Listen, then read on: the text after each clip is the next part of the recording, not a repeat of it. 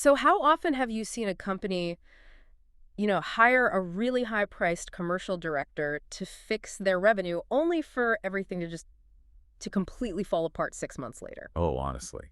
Way too often. It's almost a cliche at this point. Right. It's a story that plays out in boardrooms all over the world. You bring in this heavy hitter, expectations are sky high, the compensation package is, frankly, super aggressive. Very aggressive, yeah. And yet the needle barely moves. Or sometimes the wheels completely come off, and you are left with this massive hole in your budget and a deeply cynical revenue team. Yeah, and it is arguably one of the most expensive, unforced errors a business can make. Which is exactly what we're getting into today. Welcome to today's deep dive.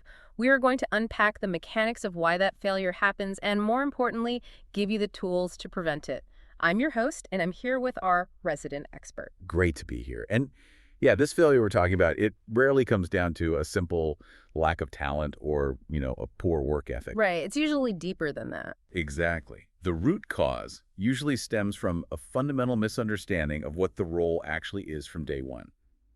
And that's both from the perspective of the CEO hiring for the role and the candidate stepping into it. Which is why, for today's deep dive, we are pulling from a highly tactical, really comprehensive guide by Wyn Nathan Davis from the Sales Experts. It's a fantastic piece. It really is. It's titled, "What Does a Commercial Director Actually Do and What Should a CEO Expect?" And our mission today is to extract the truth about this incredibly misunderstood position and give you the blueprint for genuine sales success. Because the stakes are just enormous here. They really are. Whether you are a founder scaling a business, maybe a CEO trying to optimize a stagnant market position, or even a hiring manager drafting a job description right now, understanding this distinction is literally the difference between scalable growth and a catastrophic hiring mistake. Yeah, because this role, it touches every single piece of the revenue engine. When you design the role correctly and put the right person in the seat, it transforms a business from a reactive scramble into a predictable machine. But when you get it wrong, When you get it wrong, you lose market share, you burn through runway, and honestly, this is the worst part. You often lose your best frontline talent in the resulting chaos. yeah, the good people always leave first. So let's start by tearing down the most common trap businesses fall into. Reading through the analysis from the sales experts, it becomes incredibly obvious that too many executive teams treat the commercial director role as just a senior version of a head sales. Yes, the super rep myth. Exactly.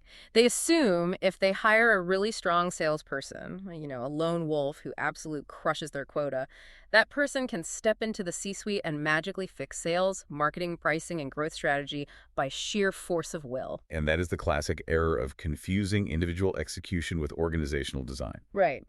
It's like, okay, think about it like hiring a ship's captain, but expecting them to simultaneously row the boat, patch the hull, and cook the meals. That's a great way to put it. That's not leadership, that's just a recipe for burnout. Right.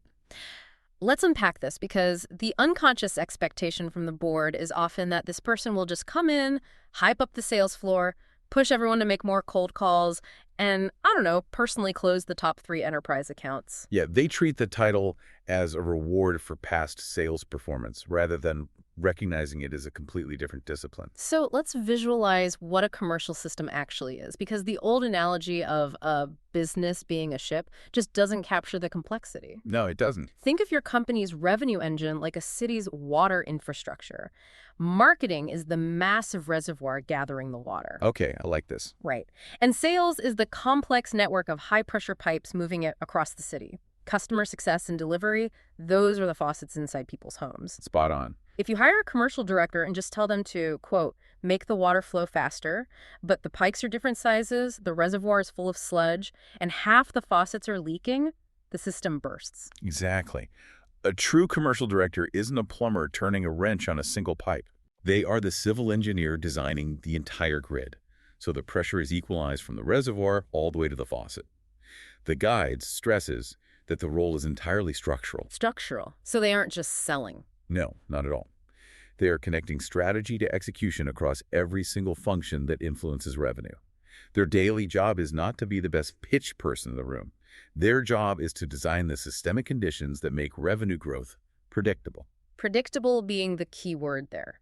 So if their mandate is to engineer that predictability, let's look at the actual deliverables. Like, what should a CEO actually expect them to do? Well, The source breaks it down into 5 key deliverables. First is defining the go-to-market direction. Second is aligning those revenue-generating functions. So stopping the leaks between handovers. Exactly. Third is building structure and process, so forecasting, reporting. Fourth is strengthening the team. And fifth is managing commercial risk, so things like deal quality and margin health. Okay, let's pause on the second one, aligning the departments. Let's take that classic friction between marketing and sales. We have all sat in that quarterly business review where marketing proudly announces they generated like 10,000 leads. Oh, yeah. And then sales fires back that the leads are garbage and nobody is picking up the phone. Exactly. So how does the commercial director actually engineer a solution to that? Well, they fix it by changing the underlying mechanics of how those teams operate and, crucially, how they are incentivized. Incentives. Right. Because if marketing is bonus purely on raw lead volume, like ebook download, Which are so easy to get. very easy. But then sales is bonused on close one revenue. You have designed a system that guarantees conflict. Because the teams are playing two completely different games. Precisely. So the commercial director steps in and redefines the service level agreement between those departments.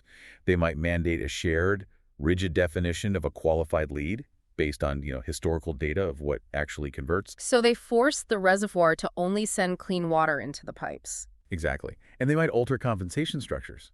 So marketing is rewarded for pipeline velocity or influence revenue rather than just top-of-funnel noise. And they also unify the data environment. Right, because you cannot have marketing using one dashboard to claim victory while sales uses a completely different CRM view to claim defeat. Yes.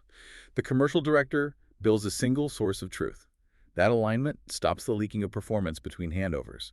But that feeds directly into another massive piece of their structural mandate, defining that go-to-market direction in the first place. Which isn't just about handing the sales team a list of target accounts, right? Not at all. It is about actively deciding where the company has a disproportionate advantage.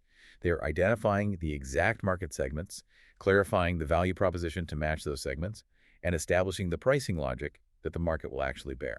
And that pricing logic is a critical lever, because a weak commercial system often relies on deep discounting to close deals at the end of the quarter. Right, the end of quarter panic. A strong commercial director builds governance around pricing. They implement approval matrices. They train the team on value-based selling rather than feature-based selling, and they look at the margin health of the deals coming in. Because growth that destroys your profit margins isn't really growth. No, it is just busy work. Yeah, expensive busy work. And to track all of that, they have to build out the reporting architecture, the plumbing of the operation, pipeline stages, forecasting discipline, performance metrics. Which turns raw commercial effort into a repeatable operating model. Right. Rather than holding your breath at the end of every quarter, praying your top 2 reps pull a rabbit out of a hat. Exactly. But building that structure requires an intimate understanding of organizational design, which brings up how a commercial director interacts with the talent on the team. Okay, let me play devil's advocate on the talent piece for a second. The guide emphasizes that strengthening the team is a core deliverable. But a CEO might look at that and say, wait, isn't identifying capability gaps in hiring, isn't that just the HR department's job? Why is my highly paid commercial director spending their time in the weeds of talent acquisition? It's a fair question, but here's the reality. Human resources facilitates the hiring process and ensures compliance, sure.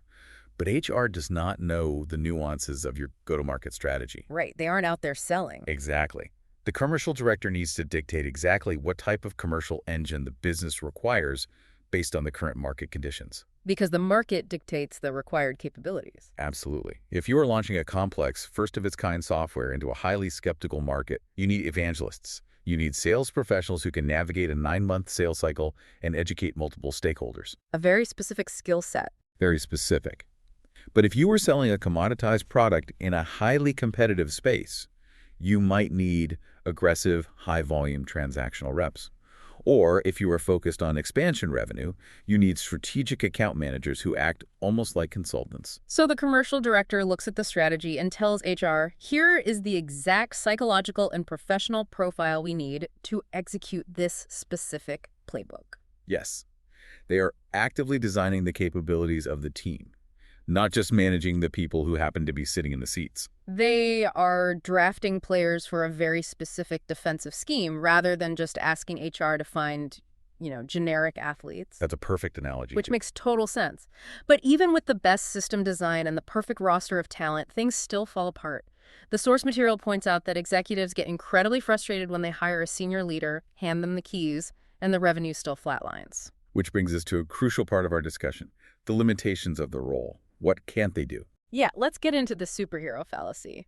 Because CEOs often hire at the senior level and unconsciously expect the new executive to compensate for every structural weakness in the entire business. Oh, absolutely.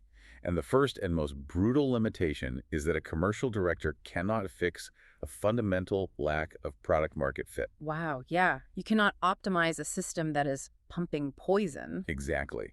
If the market does not want what you are selling, or if the product is deeply flawed and failing to deliver on its promises, no amount of sales alignment or pipeline discipline will save you. Because customer churn will eventually outpace even the most brilliant customer acquisition strategy. A commercial director can give you incredibly precise data on why the market is rejecting the product, but they cannot manufacture demand indefinitely. Right. And the second limitation often blindsides scale-ups. They cannot replace founder-level authority in every situation. Oh, founder syndrome. Yes. In founder-led businesses, the founder often holds tremendous informal power. If the reporting lines are muddy, or if the founder constantly swoops in to override the new director's decisions on pricing or strategy, the system fractures. Because the team realizes they can just bypass the commercial director and go straight to the founder to get what they want. Exactly.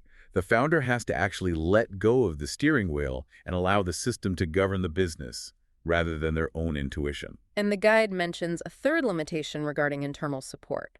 A commercial director cannot build a system if the organization refuses to fund the infrastructure. They need raw materials to build with. Right. If the CRM is a decade out of date, the internal data is corrupted, and the board refuses to invest in marketing or revenue operations, the director is going to hit a brick wall. Which leads to the fourth limitation. They cannot personally own every revenue lever forever. What do you mean by that? Well, in the first 90 days, a great commercial director might roll up their sleeves, jump on closing calls, and write some marketing copy just to understand the baseline. But if they're still carrying the bag for sales and managing customer delivery a year later, they aren't leading. They're just the most expensive individual contributor in the company. Exactly. Okay, here's where it gets really interesting. I want to focus on what the guide calls out brilliantly, the idea of the universal superhero, the rainmaker. What about a true superstar? Can't a high performer automatically succeed in any business context? That is the most dangerous executive myth out there. You look at a resume and see someone who grew revenue by 300% at a massive Fortune 500 company. Right, and the automatic assumption is they did it there, they can do it here in my Series B startup. But Wyn Nathan Davis warns that this is a massive trap. It ignores the mechanics of context. A person who was absolutely excellent in a mature, well-structured enterprise might completely drown in a build-from-scratch, scale-up environment. Let's break down why that happens. Because at a Fortune 500 company, that executive has brand gravity. Huge brand gravity. When their sales team calls a prospect, the prospect answers the phone because they recognize the logo. They have an army of marketing professionals feeding them highly qualified leads. They have a massive budget for tech. Right. Their skill set is heavily indexed on optimization, governance, and cross-functional politics. They inherited a well-oiled machine, and they just drove it fast. But if you drop that exact same brilliant executive into a chaotic early-stage business, the environment turns hostile to their specific skills. Exactly. There is no brand gravity. No one is answering the phone. The CRM is just a spreadsheet. Yeah, they don't need to optimize a machine. They need to build the machine from a blank sheet of paper. They have to write the first sales script, establish the first compensation plan, and figure out how to generate demand from thin air. A candidate who thrives on optimization might freeze when faced with the chaos of creation. And the reverse is equally true, right? The scrappy, aggressive builder who loves the chaos of taking a company from 1 million to 10 million in revenue, they might get incredibly bored or stifled by the bureaucracy of a mature organization. Yes, you cannot assume that success in one context guarantees success in another. The skills do not transfer simply because the job title is the same. This realization entirely changes how a business should approach the hiring process. Because if context dictates success or failure to this degree, then the standard leadership interview process is functionally useless. It really is. Asking a candidate to walk through their resume or tell you about their biggest wins only tells you what they achieved in their previous context. It tells you nothing about how they will perform in yours. So how do we restructure the evaluation to find the truth? Because candidates at this level, I mean, they're incredibly polished, they know exactly how to use the right buzzwords, and they are very good at taking credit for the success of the machine they were operating within. They are professional presenters. So the guide references specific tools developed by the sales experts to bypass that polish. Okay, what kind of tools? They use frameworks like the 5-stage sales team scaling system and the sales hunter intelligence evaluation. Interesting. Yeah, and the core function of these tools is to isolate the candidate's actual system building capability. You have to evaluate the behavioral conditions they thrive in. So you want to know the how, not just the what. Exactly. You need them to walk you through the architecture of their previous successes. When they grew revenue by 300%, what specific levers did they pull? How did they alter the compensation plan to drive that behavior? Right. How did they structure the handover between marketing and sales? What CRM limitations did they encounter, and how did they engineer workaround?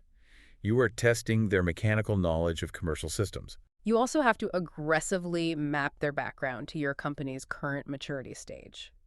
Like, if your company is in stage 2 of scaling, where you have a product but no predictable revenue engine, you must mandate that the candidate has demonstrable, verifiable experience building an engine from scratch. You force them into a structured evaluation framework that removes the subjectivity of just having a friendly chat over coffee. The ultimate goal of this rigorous evaluation is to answer one fundamental question from the source. Did this person build the commercial system, or did they simply perform well inside one that already existed? That is the million-dollar question.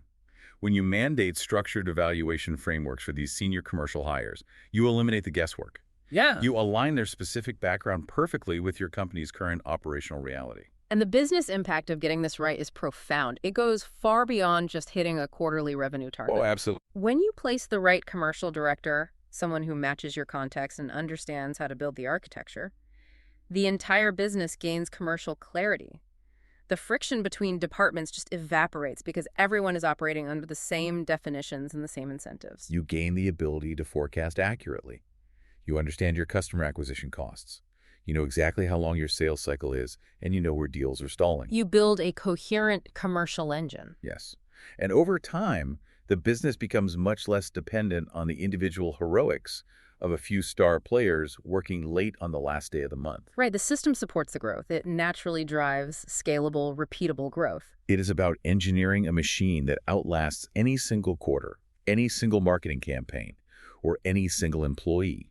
You are building equity into the operational structure of the business itself. So, if you are listening to this and you are ready to define the role, the success profile, and the hiring strategy needed to secure the top 1% of sales talent before committing to a blind search and just hoping for the best, head over to thesalesexperts.com to learn more about a structured approach to commercial leadership hiring.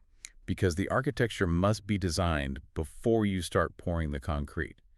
If you don't know exactly what you are building, any hire is just a highly paid guess. A very expensive guess. We have covered a lot of ground today, from the water grid analogy of systemic alignment to the dangers of the superhero fallacy and the absolute necessity of evaluating context over mere resume metrics. It's a lot to think about. It is. But to truly internalize this, consider the actual resilience of your own organization. Think about the processes, the data, and the handovers happening in your company right now. If your company's revenue were to miraculously double tomorrow, would your current commercial system bend, or would it completely break? That's the real test. And if it breaks, who is actually holding the wrench?